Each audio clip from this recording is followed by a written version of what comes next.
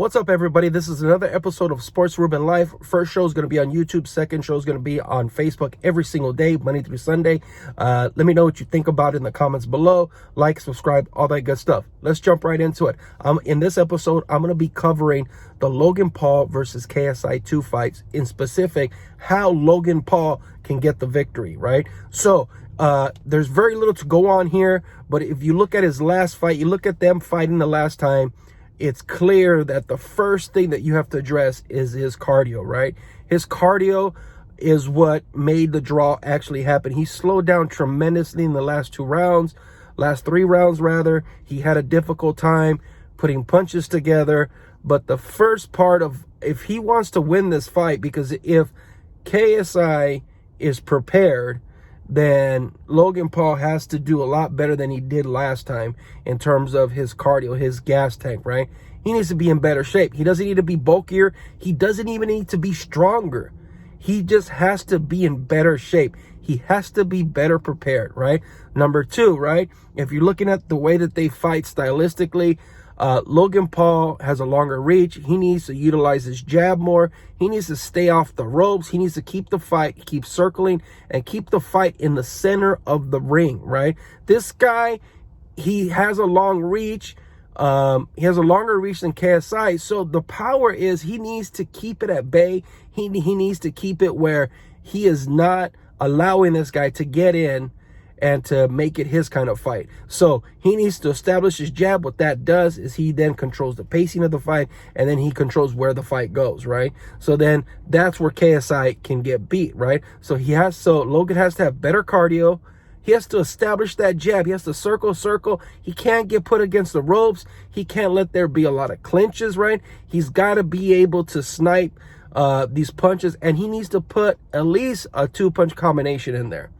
Utilize his jab. He needs to put some stuff together, and if he does those things, he's going to have a lot more success. And if anything, he'll be able to get the victory in the decision, right? If Logan allows KSI to get in on him and throw jabs, throw uppercuts and side hooks and get close on him, Logan's gonna gas out, right? Logan's got too much muscle for that motor, right? So if he lost weight and he got thinner, when you look at the weigh-in, right, you're gonna see if this guy looks bulkier than he did on the last fight, he's gonna have trouble because all those muscles need oxygen to get pumped through throughout the fight. So he needs to have better cardio. He has enough power already.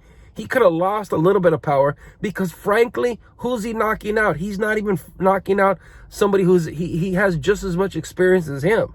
So it's not like you need a tremendous amount of power to knock out somebody like that. I'm not saying that he doesn't have to have any power. What I'm saying is the amount of power that it appears that he has is sufficient, and he could have gave some up in exchange for better cardio. If he has better cardio, he can control the fight more. And if a knockout does not happen, it could be a situation where he can win in a decision, right? So those are the main two things, right? Also, too, he needs to, when he establishes his jab, he needs to go to the body. He wasn't punching multi-dimensionally. He wasn't an experienced pride fighter. What he was just throwing punches because it seemed like there was no rhyme or reason to his punches. So he needs to have some organization to his punches and a strategy behind him, right? Like, you know how some fighters will set up the side hook so that way they can give you the left whatever. So that way, they set up the jab so they can hit you in the body. So you lower your arm and you can get hit in the face, right? Mike Tyson was an expert at that. His speed as a heavyweight, he was able to do that. And there's 1,000 videos on YouTube that show that. So is this guy going to have a strategy, right? Is his inexperience and his inability to follow instructions? So in other words, these two YouTubers are not used to following through with the boxing game plan. See, that takes years of discipline. See, that's one thing you cannot negate, right? When a boxer has had a lot of years of training and a lot of years of direction given by their team, they can follow that game plan and they can follow through and do it, right? What some of these inexperienced people do, and you see this in the other internet guy that got in a fight, his name is FuziTube. He did the opposite of what his training staff told him to do.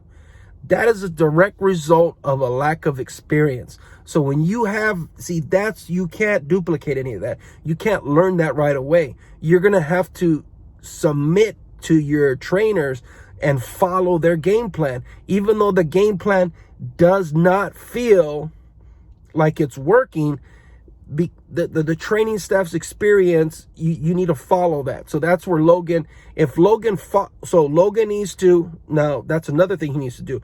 He needs to listen to his corner, right? If he listens to his corner and he follows through with the instructions they give him, then he's going to be successful, right? Another thing too is, just like as if he starts getting hit with those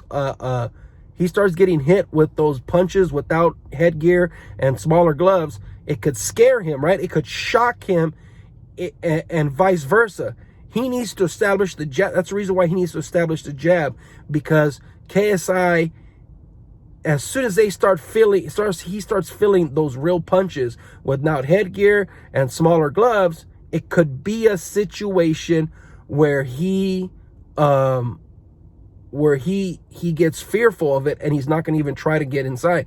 And so if Logan Paul establishes the jab, lets him, throw in maybe a couple hard ones, you don't necessarily have to connect with the power punches, but a KSI has to feel that power, right? You got to feel the power. If Logan has all these muscles, then he needs to be able to utilize that, right? He's not going to beat KSI on technique. He's not going to set him up with a 5-punch combination and knock him out, right? He doesn't know how to do that, right? We're all assuming that you could just learn style in the course of a year or two, right? Some of these, for example, Canelo Alvarez, he's been fighting for years and years and years and years. He probably has 20 years experience already. So do you think Logan Paul is going to be able to learn the mental discipline to not only learn the moves and the combinations, but to also mentally follow the instructions that he's being given by his corner, right? Both of those guys didn't follow what their corner said to do in the first fight. These other internet celebrities that box, they don't follow the instructions of the training staff that tell them what they need to do to get a victory, right? We know that they lack in a bunch of fundamentals. But Logan Paul has a chance. I don't know if he's going to knock this guy out. That's the goal. But he can definitely win the fight if he's smart and he has a proper strategy with the tools that he has, right? They have very limited tools. Both of these guys have very limited tools. They don't understand proper defense, right? So if you know that KSI doesn't understand proper defense, Logan Paul, you need to be able to exploit the fact that he doesn't understand what's happening to him. So if his training staff is smart and they put him through the proper paces, that's how you win the fight. It's not about him being more aggressive. It's not about anything like that.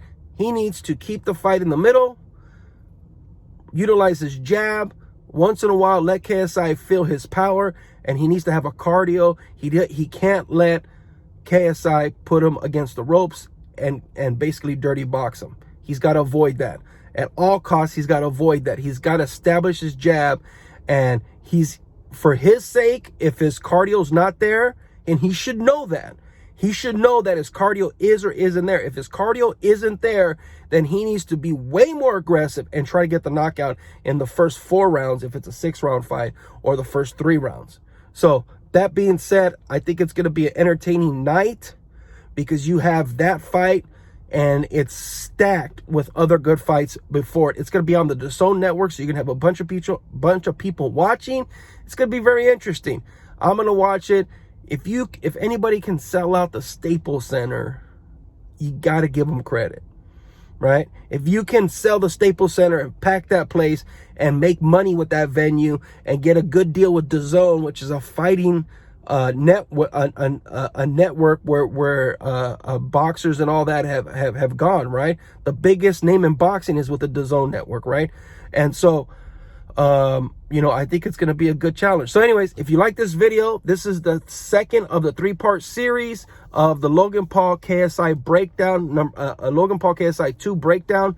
And tomorrow will be the undercard. I'm going to talk about some of the other fighters, about some of these other fights that are going to happen, that are going to be at the elite championship professional level. So I'm not saying that these guys aren't professional. What I'm saying is they're considered professionals now, but they're 0-0 as a professional, and there's going to be a lot of holes in both their games. But Logan Paul has an opportunity to win this fight if he does those things. So anyways, let me know what you think in the comments. Consider subscribing, like it if you like the video. All right, thanks, bye.